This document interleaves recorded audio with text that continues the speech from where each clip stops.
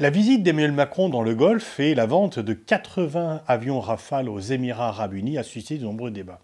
Pour les uns, c'est une percée à la fois diplomatique et économique, et c'est donc un succès. Pour les autres, c'est une erreur, puisque l'on vend des armes et on promeut des relations avec des pays qui ne respectent pas les droits de l'homme. Et bien sûr, le prince héritier d'Arabie Saoudite, Mohammed Ben Salman, est particulièrement visé. Emmanuel Macron a répondu en disant qu'il n'était pas le premier à aller en Arabie Saoudite, qu'il y a eu un sommet du G20 qui s'était tenu et que personne n'a boycotté. Alors, c'est à la fois vrai, mais un peu tiré par les cheveux, dans la mesure où c'est un sommet multilatéral et que c'est un sommet en visio, pas directement. Et il est vrai qu'Emmanuel Macron est le premier chef d'État important de le monde occidental à se rendre en Arabie Saoudite depuis l'assassinat du journaliste Jamal Khashoggi qui a défrayé la chronique. Cet assassinat était bien sûr horrible, découpé à la scie, etc. C'est vraiment atroce. Mais en même temps, il faut constater que cet assassinat avait beaucoup plus de débats parce que Jamal Khashoggi était un insider de Washington que les dizaines de milliers de morts au Yémen.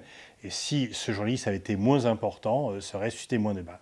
Il n'en reste pas moins que, effectivement, Emmanuel Macron est le premier chef d'État occidental important à se rendre en Arabie Saoudite depuis cet assassinat. Mais c'est justement pour cela qu'il y va, c'est qu'il y voit une opportunité. Il y voit une occasion au moment où Biden prend un peu ses distances avec Mohammed Ben Salman et surtout au moment où les pays du Golfe, depuis la chute de Kaboul et la débâcle américaine, se sentent en fragilité par rapport à une garantie américaine. Un haut responsable des Émirats arabes unis a dit qu'il ne voulait pas d'alliés qui se déclarent à 100% avec vous pour vous abandonner du jour au lendemain. Et la référence, bien sûr, à Kaboul est tout à fait évidente. Alors bien sûr, la France n'a pas vocation à remplacer la garantie américaine, elle n'en a pas les moyens, ni même la volonté. Pour les pays du Golfe, la stratégie française consiste en apportant une garantie complémentaire, différente de la garantie américaine, mais justement, c'est cette différence qui peut être appréciable pour des pays qui se croient et se sentent fragiles et qui recherchent donc de multiples garanties.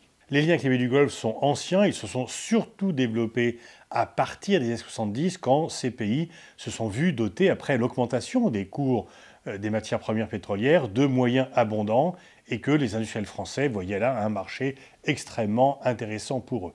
Les Américains continuent à se tailler la part du lion, mais la France a pu prendre des positions sur ces territoires. Alors, disons-le tout net, vente d'armes et défense des droits de l'homme n'ont jamais fait bon ménage.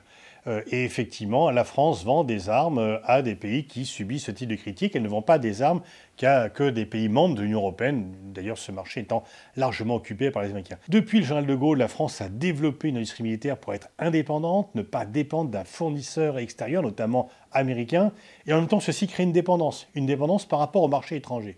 Parce que le marché français, l'armée française, n'est pas suffisamment importante pour satisfaire la production et pour acheter l'ensemble de la production française. Et celle-ci, pour être rentable, doit effectivement s'exporter parce que ce qui coûte cher dans le matériel militaire, ce sont les coûts de recherche et développement.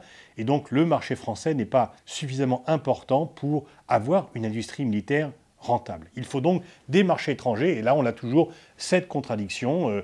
Est-ce que ce pays est fréquentable? Va-t-il s'en servir pour des conflits? En fait, il y a des commissions interministérielles pour surveiller les exportations de matériel militaire. On s'occupe surtout de savoir si ces armes ne pourraient pas se retourner contre nous.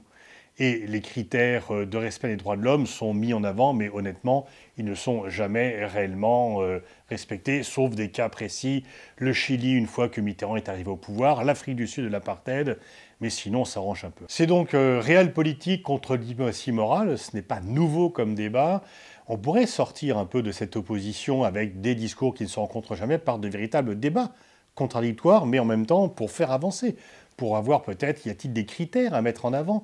Mais pour l'instant, on n'en prend pas le chemin, chacun campe sur ses positions. Cette contradiction a toujours existé, elle est peut-être un peu plus visible aujourd'hui parce que les autorités françaises se veulent à la fois très vocales sur les droits de l'homme et en même temps cèdent au réalisme. Et donc il y a du en même temps. En même temps, je pratique la réelle politique et en même temps, je m'élève très fort et je me déclare défenseur des droits de l'homme. Et il ne faudrait pas avoir la même pratique que les Américains, décider que les pays qui ne posent pas de problème sont ceux avec lesquels nous sommes liés stratégiquement, économiquement, et par contre être très sévère avec d'autres pays. Peut-être qu'il ne faudrait pas être aussi sévère dans la condamnation des violations des droits de l'homme au Venezuela qui sont réelles et être aussi peu vocale pour ceux qui se déroulent en Égypte, par exemple, qui, elles, achètent des Rafales. Le débat n'est pas prêt de s'éteindre. Tant que la France vendra des armes à des pays étrangers, elle ne pourra pas les vendre qu'à des pays membres de l'Union européenne.